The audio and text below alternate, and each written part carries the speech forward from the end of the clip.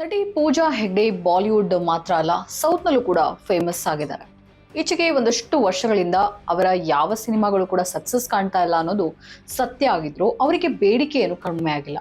ಈ ಮಧ್ಯೆ ಒಂದು ವಿಚಾರ ಮಾತ್ರ ಅವರ ಫ್ಯಾನ್ಸ್ಗೆ ಆತಂಕ ಮೂಡಿಸಿತ್ತು. ಅದೇನಪ್ಪಾ ಅಂತಂದ್ರೆ ಪೂಜಾ ಹೆಗ್ಡೆಗೆ ಜೀವ ಬೆದರಿಕೆ. ಹೌದು, ದುಬೈನಿಂದ ಒಂದು ಕ್ಲಬ್ ಉದ್ಘಾಟನೆಗೆ ಪೂಜಾ ಹೋಗಿದ್ರು. ಆ ವೇಳೆ ಅಲ್ಲಿ ಜಗಳ ಆಗಿದೆ.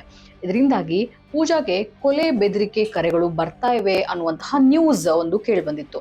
ಈ ಸುದ್ದಿ ಗೊತ್ತಾಗ್ತಾ ಇದ್ದಂತೆನೆ ಆತಂಕ ಒಳಗೊಂಡಂತಹ ಫ್ಯಾನ್ಸ್ ಸೋಷಿಯಲ್ ಮೀಡಿಯಾದಲ್ಲಿ ಪೂಜಾಗೆ ಹುಷಾರಾಗಿ ಇರಿ ಅನ್ನುವಂತಹ ಕಳಕಳಿ ವ್ಯಕ್ತಪಡಿಸಿದ್ರು. ಹಾಗಾದ್ರೆ ಪೂಜಾಗೆ ನಿಜಕ್ಕೂ ಬೆದರಿಕೆ ಹಾಕಲಾಗಿತ್ತಾ?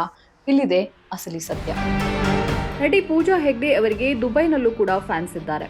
ಹಾಗಾಗಿ ಅಲ್ಲಿನ ಕ್ಲಬ್ ಒಂದರ ಉದ್ಘಾಟನೆಗೆ ಪೂಜಾ ಹೆಗ್ಡೆ ಅವರಿಗೆ ಆಹ್ವಾನವನ್ನ ನೀಡಲಾಗಿತ್ತು. ಅದಕ್ಕಾಗಿ ಪೂಜಾ ದುಬೈಗೆ ಹೋಗಿದ್ರು. ಆದರೆ ಅಲ್ಲಿ ಪೂಜಾ ಹೆಗ್ಡೆ ಕಿರಿಕ್ ಮಾಡಿಕೊಂಡು ಜಗಳವಾಡಿದ್ದಾರೆ. ಇದಾದ ಬಳಿಕ ಪೂಜಾಗೆ ಜೀವ ಬೆದರಿಕೆ ಹಾಕಲಾಗಿದೆ ಎಂಬ ವದಂತಿ ಕೇಳಿ ಬಂತು. ಈ ಸುದ್ದಿ ಕಾಡ್ಗಿಚ್ಚಿನಂತೆ ಸೋಷಿಯಲ್ ಮೀಡಿಯಾದಲ್ಲಿ ಹರಿದಾಡಿತ್ತು. ಹಾಗಾದ್ರೆ ಇದು ನಿಜಾನಾ?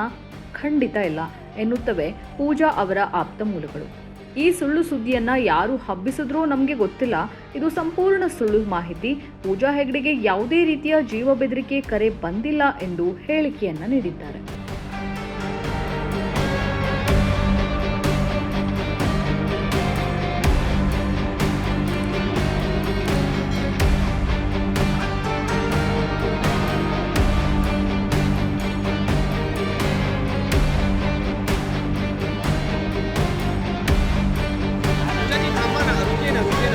एक फोटो जाएगा